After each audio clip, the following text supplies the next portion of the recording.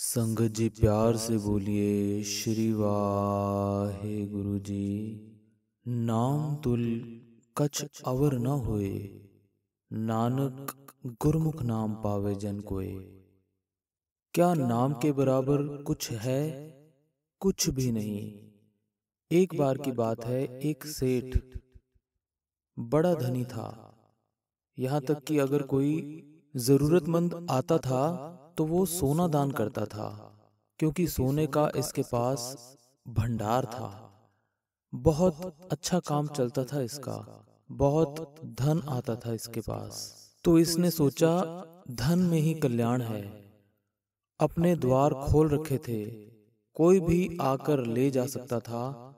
और फिर वो सेठ छुप छुप कर अपने मित्रों से पूछता था कि कितनी शोभा होती है मेरी, क्योंकि धनी को शोभा की बहुत भूख होती है। इसलिए बाकी सब कर्म मैले होते हैं, क्योंकि हौमें नहीं मिटती बल्कि हौमें बढ़ती है। जब वो पूछता था उसकी शोभा के बारे में, तो चापलूस उसको कहते थे कि सेठ जी, आपके जैसा तो इस नगर में कोई है ही नहीं। लोग सुबह उठ के आपका नाम लेते हैं।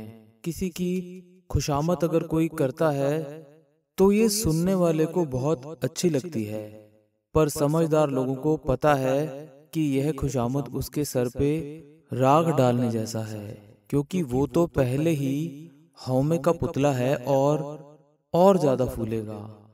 तो फूलता जाएगा, फूल फूल कर एक दिन फट जाएगा। तो जो कुछ सच्चे इंसान थे वो कहते थे, सेठ जी शोभा बेशक आपकी भी होती है, पर जहां नामदेव जी का जिक्र आता है वहां सबका सर झुक जाता है, प्रेम से झुक जाता है। सेठ ने कहा, भाई नामदेव में ऐसा क्या है? नामदेव में ऐसी क्या खूबी है? मेरे से ज्यादा धनी है? उन्होंने कहा, नहीं, गरीब है। वो तो बहुत गरीब है और झोपड़ी में रहता है। फिर सेठ ने हैरान होकर पूछा कि उसकी शोभा इतनी क्यों है? कैसे है फिर उसकी इतनी शोभा? मैं तो इतना दान करता हूँ, इतना धनी हूँ, मेरी शोभा इसलिए है। वो गरीब है, झोपड़ी में रहता है, फिर उसकी शोभा इतनी कैसे? उन लोगों ने उत्तर दिया, जी हाँ, वो नाम जपता है। सेठ ने कहा, नाम जपने वाला मेरे मुकाबले? नाम जपने वाला मेरा क्या मुकाबला करेगा?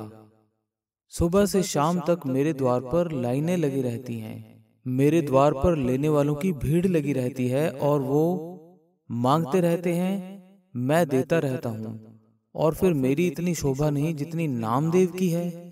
कैसे? तुम ऐसा कुछ करो, किसी तरह नामदेव को भी मेरे द्वार पर ले आओ। सेठ ने कहा, नामदेव भी मेरे सामने मांगने वालों की कतार में खड़ा हो। कोई ऐसा उपाय करो, कोई ऐसी उसे जरूरत पड़ जाए कि वो मेरे द्वार पर खड़ा हो, और फिर लोग कहें, इतना नाम जपने वाला भी मेरे द्वार पर खड़ा है। फिर लोगों को पता चल जाएगा, नाम जपने वाला भी दानी के द्वार पर खड़ा है। जपने वाला भी एक धनी दानी के द्वार के आगे खड़ा है। ये दानी तो जपने वालों की भी पालना करता है। यह बात नामदेव जी को भी पता चल गई कि वो मुझे भी अपने द्वार पर खड़ा देखना चाहता है, मांगने वालों की भीड़ में मांगते हुए देखना चाहता है, कि मैं दुनिया की तरह उसके द्वार पर भूखी नजरों से खड़ा हो जाऊं कि कुछ मुझे भी दे। तो नामदेव जी भी आ गए, भीड़ में खड़े हो गए। किसी ने सेठ के कान में कहा, लो सेठ जी, आपकी मुराद पूरी हो गई। नामदेव भी खड़ा हो गया आज मांगने वालों की भीड़ में, आपके सामने मंगते जो खड़े होते हैं उन्हीं में वो भी शामिल हो गया है। सेठ ने कहा, वाह भाई वाह, बहुत अच्छा। जब नामदेव जी की बारी आई, सेठ आकर खुद खड़ा हो गया। सेठ ने कहा, आओ जपने वालों, आओ।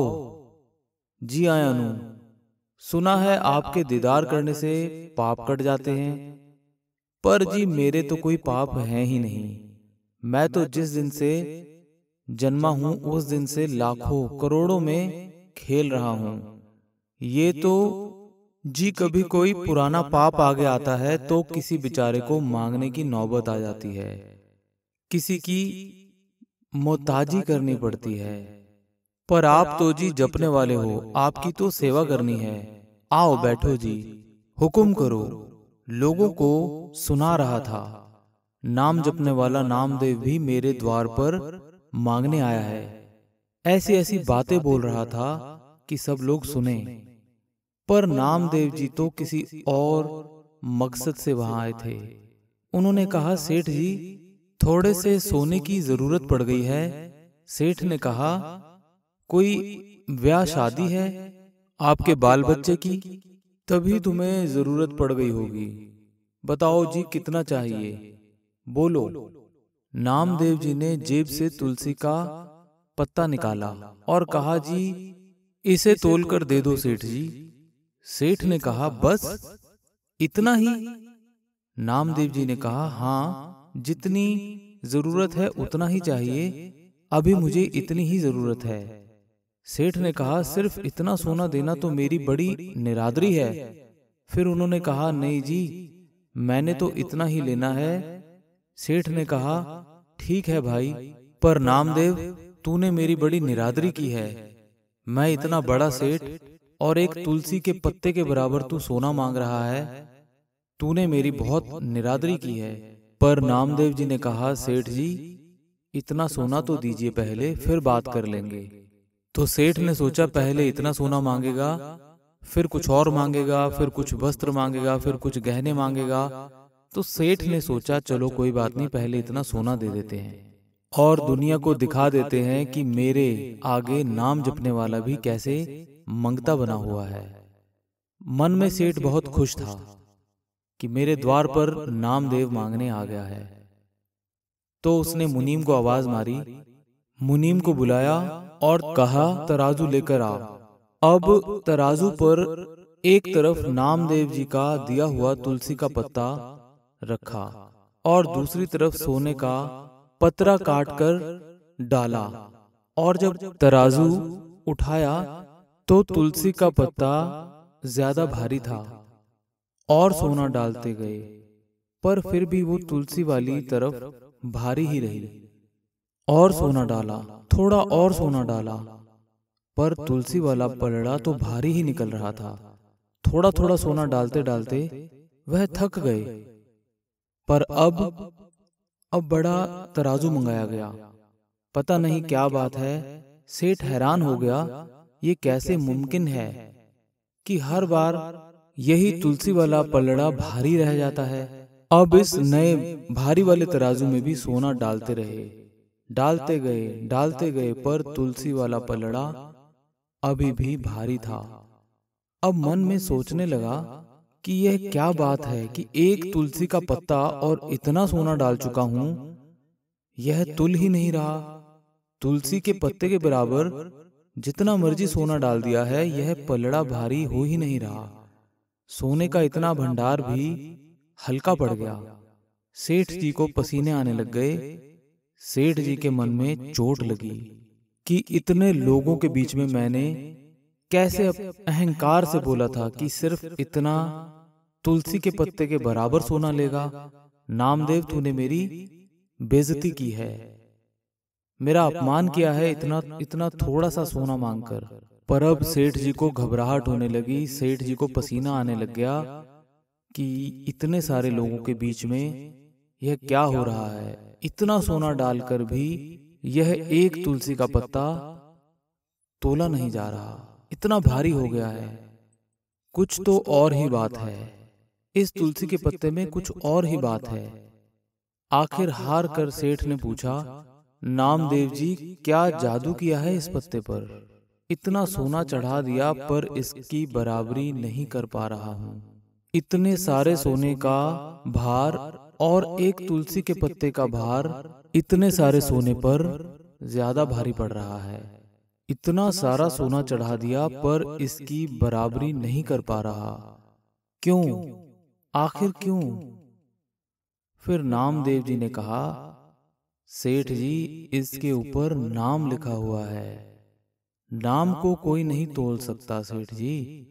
आपको धन का बड़ा अभिमान था, इसलिए मैं आया था कि आपको ये बता दूं कि नाम क्या है। जब कोई गुरमुख नाम जपते हैं ना, संत महापुरुष जो एकाग्र मन एकाग्र चित्त वाले हों, उनके नाम जपने का अलग ही फल होता है। जो दौड़ भाग में जपा हुआ नाम है, उसका फल थोड़ा है। फल जरूर मिलता है, क्योंकि जपा हुआ कभी व्यर्थ नहीं जाता। क्योंकि कोई दुविधा में काम करता है तो कोई काम बनता नहीं। सियाने समझ देते हैं कि भाई एकाग्र होकर काम कर। जैसे हथौड़ी मारते हुए ध्यान रखना पड़ता है, वरना हाथ पर भी हथौड़ी पड़ सकती है। इसी तरह दुविधा में नाम मत जप। एकाग्र चित्त होकर एक चित्त लगाकर नाम जप। राम राम सबको कहे, कहिए राम न होए। गुर प्रसादी राम मन वसे, ता फल पावे कोय। ये जिसके मन में वसा हुआ है ना नाम, उसने इस पत्ते पर लिखा है नाम, इसीलिए ये अतुल्य हो गया है। सेठ ने कहा, मैं तो अपने आप को बड़ा समझता था। नामदेव ने कहा, नहीं, बनारसी तप करे, उलट तीर्थ मरे, अगन दहे, काया कल्प की जय, असमेध जग की जय, सोना गर्भदान की जय, राम नाम सर तौ न पूजे। साहिब कहते हैं, नाम तुल कछ अवर न होए। इसलिए दिन रात आराधना करो, दिन रात उसकी याद में रहो। दिन राती आराधो प्यारो, निमक न कीजिए टीला। नितनेम से जपो, नियम से जपो, रोज जपो, तो आपकी कीमत अतुल हो जाएगी। यह साहिब कहते हैं, नाम तुल का छवर न होए। तो वही नाम यदि हमारे श्वासों में बस जाएगा तो हम भी अतुल हो जाएंगे। जैसे नामदेव ने, जपने वालों ने एक पत्ते पर नाम लिख दिया और वह नहीं तोला जा सका इतने सोने के भंडार से भी। जैसे उस भक्त ने, हनुमान जी ने राम का नाम पत्थर पर लिख दिया और वो पत्थर समुद्र में नहीं डूबा। तो नाम इतना पवित्र है, इतना शक्तिशाली है, अतुल है। नाम तुल कछ अवर न होए, पर नानक गुरमुख नाम पावे जन कोय। तो उसे जपेंगे, श्वास श्वास जपते रहेंगे, तो यह नाम हमें भी प्राप्त हो जाएगा। कोशिश करना हमारा काम है, बाकी आगे गुरु की इच्छा। संगत जी प्यार से बोलिए, श्री वाहे गुरु जी।